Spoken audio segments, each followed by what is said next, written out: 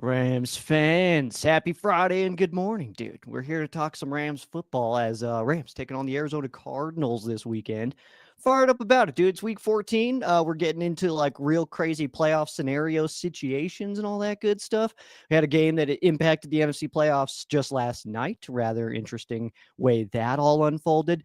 But we're here more to talk about the LA Rams and what we got to do to see if we can slip it back into that number one seed. This is Tuna and the Sheriff. I am Sheriff Joe Baggs. With me, as always, Tunes. What's up, dude? Slip it in. What are we slipping in? What happened? To the one seed. We're gonna go back. Feel good about it. There's no slipping in. We're hitting our head up against the wall. We're knocking hard. That's happening. We're just gonna Midwest sneak on by you. You know, that's just. Sorry, Chicago. It's just let me just squeeze in here. Oh, happy Friday. Yeah, happy Detroit Lions won. That was a kind of, I didn't know what to expect from that game. I really thought the Cowboys would put up a better fight. They didn't look good defensively. Jahmyr Gibbs is a freak. Jahmyr Gibbs is gonna be a headache next week. I already know. Like that's no shot at the Rams. That's just how good Jahmyr Gibbs is. Like he's really fucking good. Oh my god. Yeah, super good. They did get injury in the secondary, but we'll dive into all that good business when it comes to Lions time. I will say this though, as far as Dallas goes, losing that game, they are pretty much not fully mathematically or anything like that, but they are pretty much emotionally eliminated from the playoffs. They really needed that win to really stick into the action, and it did not happen. So that was actually the case for either of those teams. Whoever lost had like a really uphill battle for the postseason. So Detroit taking it, obviously that makes next week's game that much more important because they are certainly still fighting and certainly right in the thick of things still. So, and trying to get over some of our division opponents. So we almost want them to. It's weird. It's weird, man. Yeah, where does that put them? Let me see. That machine. Chicago 1 seed. Detroit's. Let me see. Where the heck are they? Am I stupid? Yeah, the fact that they're going to be potentially still the 3 seed at 9-5 is really funny. Detroit right now is the first team out of the playoffs. Yeah, they're down here. Man, just as everyone thought, 3 teams out of the NFC North, and one of them is the Chicago Bears in the first seed at 9-3. It is a tight race though, the NFC, because if they lose, they drop as low as a 7 seed because they go to wild card. So that is who we're rooting for. If you're a Rams fan, you're rooting for Green Bay this week for once. Yeah, absolutely. I saw the debate, the argument, or however you want to call it, on Between the Horns of who do you root for, Seattle or Atlanta? I thought that was a fun little topic. Oh, what do you think? Oh, you always go division first. So obviously, if Atlanta wins, that's fine. We want Seattle to fall apart, and also I just think that the difference between like trying to get that pick as high as possible. Obviously, you want it as high as possible, but the talent difference from picking it like 5th to 8th is not that big of a deal. So that's why I'm just not that worried about it. And also, I'm only worried about the draft in April. I don't care about the draft any other month of the year. I don't care about the draft one bit right now. I'm not thinking about draft and who we can pick up and improve our roster with next year, this play in college. We're about to win a Super Bowl. You know what I mean? Like, I don't care about that yet. So that's where I'm at. Yeah. It's a funny thing to think that like, oh, if you don't get a top 5 pick, that the first round pick was it's not a good one or something. Like, I don't care if it's 5, if it's 10, if it's 20. I don't care. It's an extra first round pick. It's extra ammunition. Like, what does that do for me right now? What does that do for the Rams right now? Does absolutely nothing. You want the Seahawks to lose. Like, I don't know why we're not arguing about it, but I haven't seen anybody talking about it. I don't think Rams fans think that way, which is good. Like, there's been a lot of level-headedness in the community the last 2. It was I'm very happy. MJD was the one that was like, no, I want that pick as high as possible. I want Seattle to win. And it was like, wow, all right. I was surprised by it, man. But yeah, it's one of those things where, I mean, yeah, if we're picking at 8, we could still get a Jason Smith or an Alex Barron instead of, a Steven Jackson at a 24. So like where the picks fall, I mean, it's so not important where like you can get talent wherever. So I mean, Aaron Donald 13th overall. Yeah. We took Greg Robinson before him. You know what I mean? Like, so if we can pull off an Aaron Yeah. Donald at 11, I'm okay with that. You know what's more important than the pick position? Who the fuck is making the pick? Yeah, absolutely. And we still got the biggest brain in the front office of the NFL. So Mr. Les Snead, let's make a deal, Snead. I'm just saying, if it's between if it's the Cleveland Browns picking at 1, if I had to like choose like who to make a pick and win, if I had to say, do I want the Cleveland Browns choosing at 1 or the Rams to pick at 30, whose pick is going to turn out better? I'm going to take money on the Rams. Like just somehow, some way, it's always going to work out better for them. Absolutely, dude. Yeah, I'm just not super worried about it. And we get a chance to help that pick ourselves in a few weeks on Monday Night Football. So that's kind of where I'm at with that. What does the MVD want? Do you want the Rams to lose for the sake of the pick? I know that game. Some people, I'll be honest, man, I've been surprised in the past with some conversations with some Rams fans where like even in a situation like we are today where we're looking at fighting for a number 1 seed, that people are still worried about like, well, I hope we pick this person. And it's like, I don't care about that at all. It's like, what's the point of like, I guess it's always like, it's like, do you like grocery shopping or do you like the groceries? You know what I mean? Like which part of that is exciting to you? Because you're just going grocery shopping when you only care about the draft. It's like, that's not the cool part. The cool part is to have the players and to watch them play for the Rams, which is what we're doing right now to all the players we picked before. You know what I mean? So done with you. I hate that reference. That makes perfect sense. I've never said that before. That's an off the cuff thing. That makes perfect sense though, and I'm going to use that a lot. Okay. Hey, there's a football game this Sunday. Rams are going to Arizona to play the Cardinals. Let's dive a little bit deeper. We hinted at something on yesterday's show that we didn't want to dive fully into. Do you want to talk about it for a few minutes, Joe, about the quarterback pressure rate and my concern that I have? Yeah, we can absolutely do that. Okay, I'm gonna bring up something scary. Did you see Chris Long commenting about Jared Verse on Twitter yesterday? No, what did he say? It was all the gist of it is essentially that like, yeah, pressure rates are down and all that stuff. And he's like, but I mean, there's not a team in the NFL that wouldn't want a Jared Verse on their roster. And somebody commented and was like, Denver wouldn't need him. And it's like, you're crazy if you think Denver's got 4 or 5 dudes better than Jared Verse. Like, yeah, they've got good players, but not 5 dudes better than Jared. You're crazy. So yeah, he just came in and he was just talking about the fact that Jared Verse is absolutely still just an athletic monster. And yeah, we can talk about his pressure rates or teams' pressure rates dropping however much we want to. But I mean, we still had such a talented group up front that they can turn it on at any moment, which is kind of what I'm waiting for. Yeah. I know there's a lot of fans that are like not happy with the production from Verse because you get the rookie of the year. Like you see how talented this front is. You're expecting him just to be like just a world beater, like no one blocks him. It just doesn't work that way. There is such thing as a sophomore slump. It does happen to other players, not just quarterbacks. And he's playing his role. I will take his stats to be middle of the road if that means the entire defense is performing better because he's staying within his lane and playing his role. Like your job every down as an outside linebacker or edge rusher isn't just go get the quarterback, like go get sacks. And sacks aren't the only metric. And it's not Cope. But he's playing his role. That being said, my concern with these numbers is not about like, oh, they suck or they're not doing well. So breaking down from left to right, these are all just from Next Gen Stats. Pressure rate, where that ranked amongst teams that week, like how well they did compared to other teams, the number of pressures in that game, and in sacks, and in blitz rate percentage. As you see, like the first month, over 40% pressure rate click. That's insane. Very, very good. Like to keep that level consistently is very good. I marked the red games as concerns for me. And those were the games where their game plan was pretty obvious. Outside of the Seattle game, because I still am not sure what their game plan was. Like, you should have taken sacks rather than interceptions. But San Francisco twice. Carolina obviously took advantage of it too.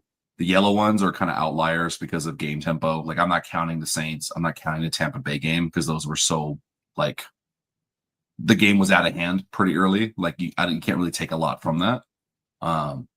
But there's a little bit of a blueprint where teams are seemingly trying to get rid of the ball faster against the Rams, move the pocket. That's what they did with Bryce Young, the bootlegs, attack with the run game, negate that 4-man pressure, and put stress on the secondary.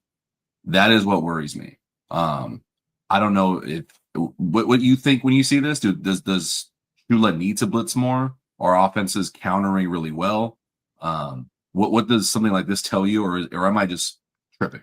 I would love to see. First of all, I'm loving the comments about spreadsheets in the comments here. This is amazing. But I would say that if you have another spreadsheet that we could put up against this one of time from snap to pass, I would love that column added to this for the opponent, because I think that if you are looking at that stat, I would assume that is fairly in line and kind of correlates with the rest of your graph here. So I would say that it's right now, I think that offenses have adjusted to the way that the Rams defense. All right, here. So the Rams have adjusted to the way that, or the other teams have adjusted the way the Rams defense runs, which is very much like sit back in 7-man coverage and then let your 4 rush the passer. And so they're getting rid of the ball really fast. And so what I think needs to happen here is just a simple adjustment by the Rams, which is play your secondary more aggressively, take away those shorter routes. And then it's just going to be that kind of chess match of going back and forth of, like, now we're playing aggressive and blitzing and forcing the ball out fast, but now the secondary is playing quicker. So now, or more aggressive. So now they have to hold on to the ball a little bit more. So pressures are going to get in and stuff like that. So I just think it's all going to relate eventually to each other. And this is actually kind of the perfect test this week specifically to get that evaluated and see if that is something that you can do, because Jacoby Brissett is being the more efficient quarterback for the Arizona Cardinals rather than Kyler Murray, but they're different kinds of quarterbacks. Jacoby Brissett is more of that sit in the pocket kind of guy. So from that perspective, I do think we have a really good chance to force a little bit more aggression from the secondary and try to get some more pressure on the quarterback that way. And it kind of works with this opponent, although they do have decent weapons in Marvin Harrison Jr., Trey McBride. Those are the guys that really jump out to you. But I think that the Rams do have an opportunity to switch that a little bit and just be more aggressive in the secondary. And then in turn, that'll increase the pressure rate. What stat did you want? The time to pass based on pressure? Snap to pass. Snap to pass entirely, just in general in those games, because I feel like they'll correlate. Our pressure rate will go down when the snap to pass is way quicker. Okay. I'll have it for you here in like 30 seconds. Nice. I have it, but you have to go and look at this. Look at this full spreadsheeting over here like crazy, dude. Dude, you had it, man. Tuna's freaking sheets, dude. He's got I am a freak in the sheets, as they say. Word on the street. Look at this dork over here working on his spreadsheets. Nerd. I hate everything about you. This is stupid. That's cool, man. Yeah. I've not seen anything crazy so far. Oh, is that shared screen still up at all? It's not, but it can be. Yeah. There's half of it up right now if you want to just kind of look at it as I'm inputting. Let's peek here at the spreadsheets. Whoa, man, I need a new friggin' mic stand. Jesus. All right. Spreadsheeting over here. Man, look at him work. Spread your sheets. Whoa. I thought Brett was going to be here. He's going to the game, so I was going to ask him about it. I was going to ask him. Is he? Stuff. Yeah, he's going to be there. I know a bunch of people that typically go to the Arizona game. It's been a plan or an attempted a plan. It's been a plan of a plan for a few years now. I need to get out there. It's not that far from me. That's why it's what I Okay. need to do. What sucks about it though is that like my work, I have a sister office in Phoenix, and this would have been the perfect week to actually go and work there for the week and then go to the game, but it didn't work out. All What a right, here we shit. go. Share screen. What a shit. Yeah. There it is. Okay. You want a time to throw Oh yeah. All right, let's see where we're at here. this column right there for you. Oh, okay, interesting. That's it's not as correlative. Did I just make that word up? No, it's not as correlated. I mean, somewhat. Look at the San Francisco game, 3 seconds. Yeah. The Seattle game was actually more surprising to me, 3.27. Yeah. I mean, he had a lot of time. That was a great secondary game. That is the irregularity you do want to see, to where the back end makes up for it in turnovers, and that's the hope. That's the hope that like you get a team off their rocker and just not able to do exactly what they want to do. Mhm. In the form of either way, it's either you don't have time, or if we're going to give you time, everything's going to be so tight that we're either going to get you eventually, or our secondary is so athletic that they can make turnovers happen. But I'm trying to see if there's anything. Those last 2 weeks kind of jump out to me, and just that's where it kind of. I mean, and New Orleans was really quick too.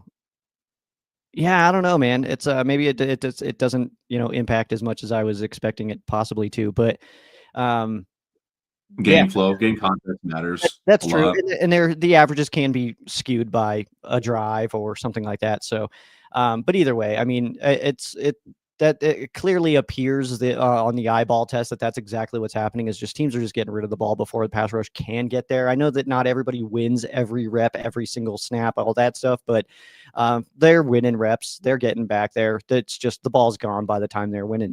So I think that we do want to. I want to see more press on the outside. I don't know if we totally have the corners to do that regularly against every team in the NFL, but again, like I said earlier, I think that this is kind of the perfect game to see if you can do that effectively.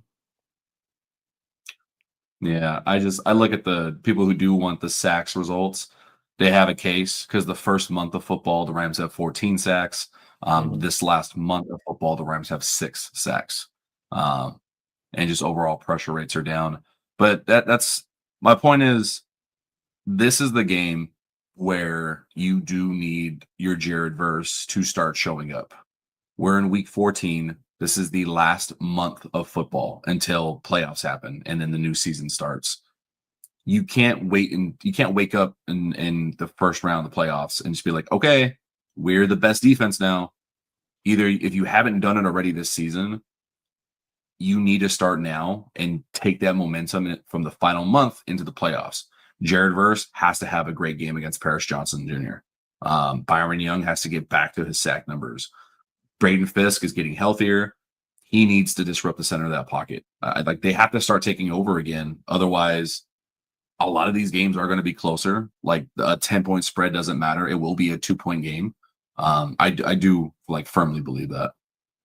Yeah, I agree. I just think that the way that happens is the secondary plays more aggressively and forces the ball to be held a little bit more, and that can happen with a guy like Jacoby Brissett. So I just think it's not that they're not playing well and doing a good job. It's just that the ball can be gone so quick. We play pretty loose in the secondary. So that's where I just think that's where the switch happens, is that we just start undercutting more routes. You drop Landman or Spates this way to take away this route kind of thing, or you do see some press on the outside. So I think that's kind of where we see those sack numbers start to flip the script.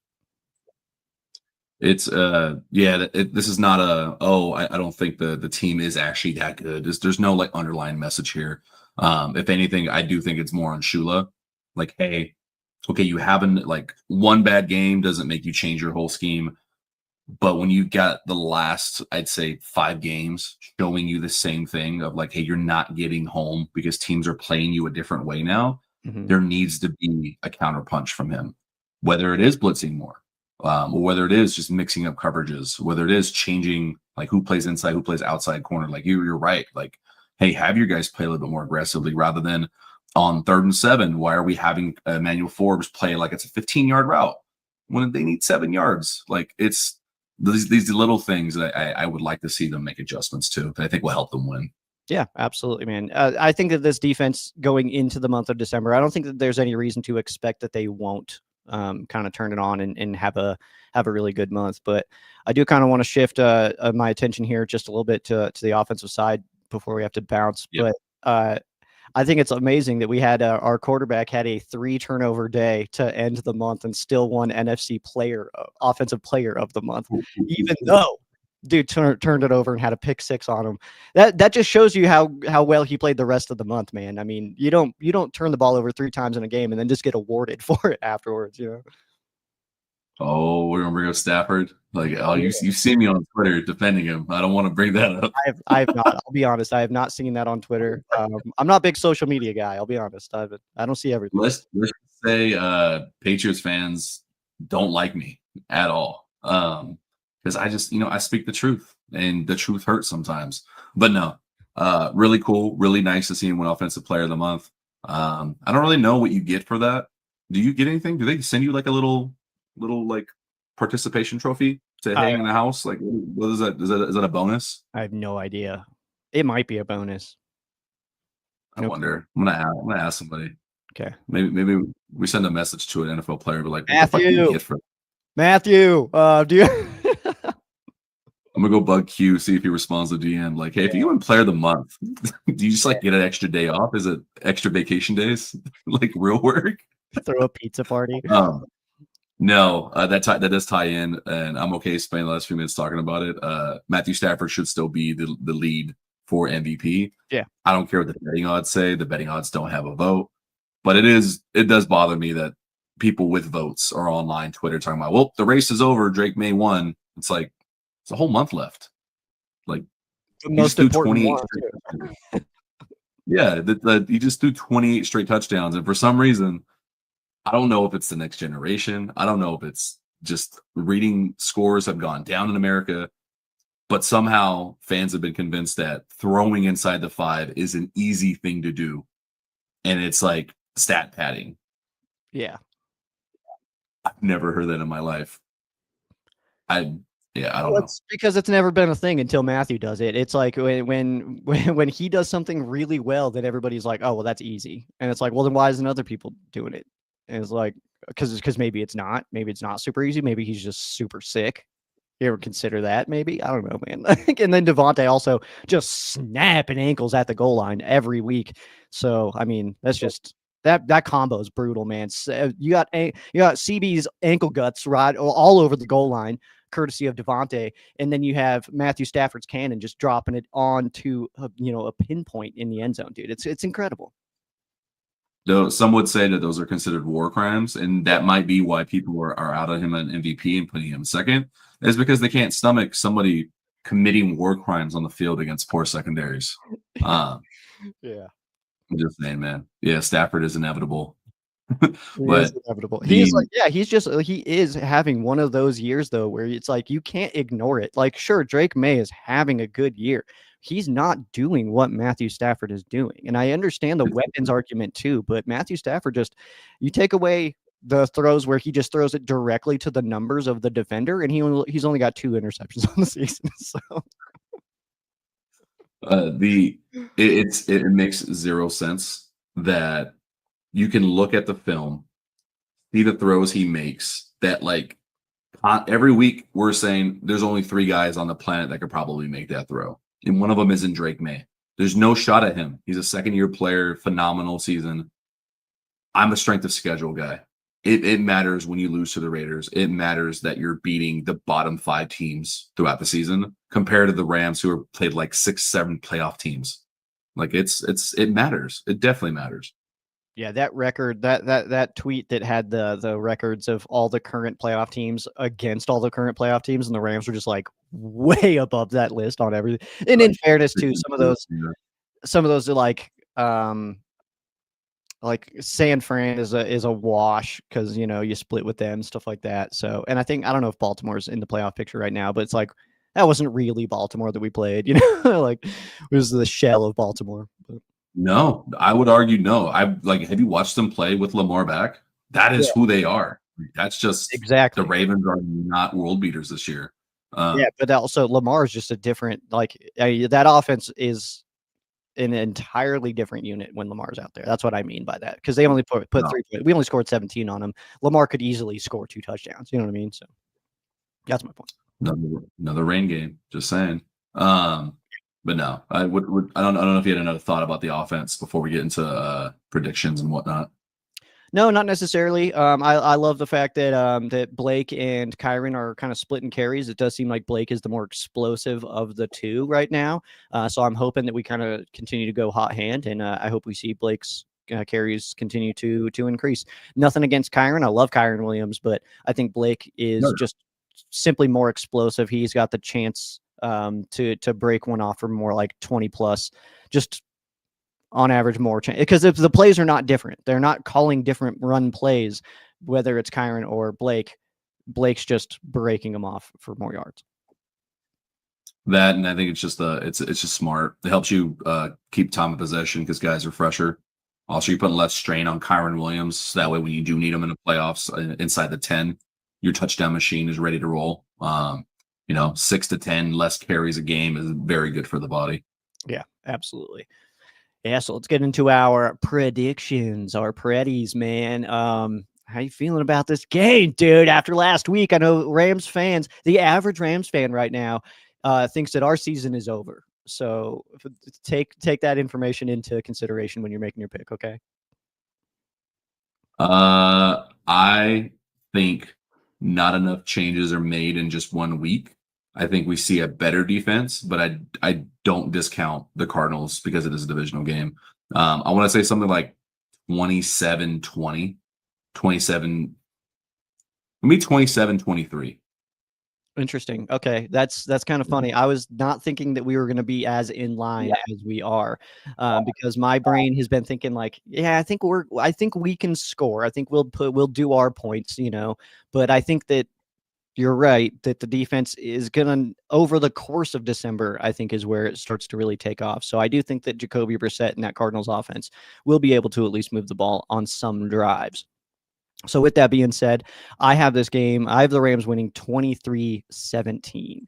I do think that we win this game, but it's going to be one of those where I think you kind of got to fight them in a phone booth a little bit. And the idea is just going to be, hey, just as long as you got more points than them at the end, that's really all that matters. They only give you one win, whether you win by 1 or 100. So just get out of there with the dub and get to win number 10 and then get ready for Detroit. No, I don't care what the final score is. I want to see I want to see what the effort looks like on defense. Like I said yesterday, it's not a shot at Kobe, but you say, hey, I feel sorry for who we play next week. Okay, Go put it on the field then. Go actually do it. He's gonna have 3 sacks. It's gonna be awesome. I will show up. I don't know what I'll do Monday. I'll have a dress on or something. No, we don't need to do that. That's not necessary. I'll go full Ryan Fitzpatrick and just. Yeah, we don't. We can just be like, wow, he did it. That's all. We can just do that. Glutton for punishment.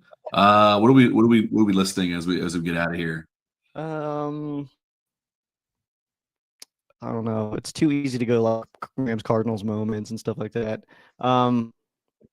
Let's go this season. Your favorites offensive plays. Favorite offensive plays. From this seems innocuous, not talked about enough. First Niners game is like 30-yard dart to Tutu Atwell, not the bomb in overtime. I think it was like fourth quarter. It was like a frozen rope at pinpoint accuracy. It was an insane throw. One of his most insane of his career. That's a really good one. I will go with. Oh man, I just had one that I liked. No, I can't remember. Okay, I'll just go last week, where they did trips to the left with Puka, Devontae, and X, and then so Puka went short, Devontae went mid, and then X did the deep route, which obviously they're gonna focus on those other two. So X had that deep route for his most career yards in a single game last week. I absolutely love to see that, man. And then the way that Stafford slipped that ball right through that defender, man, that was absolutely perfect. I'll go that one. There we go, slipping stuff in again. Based on the it's too easy to pick. Like, yeah, the Puka catch was stupid. That is just ridiculous. Either that one or the Saints one. I don't know which one was. Like, they're both were phenomenal. Give me last week the first touchdown to Devontae. That catch, underrated catch because it was a no look. The pass was not perfect, and Devontae had to kind of reach down for it, and it was a great catch.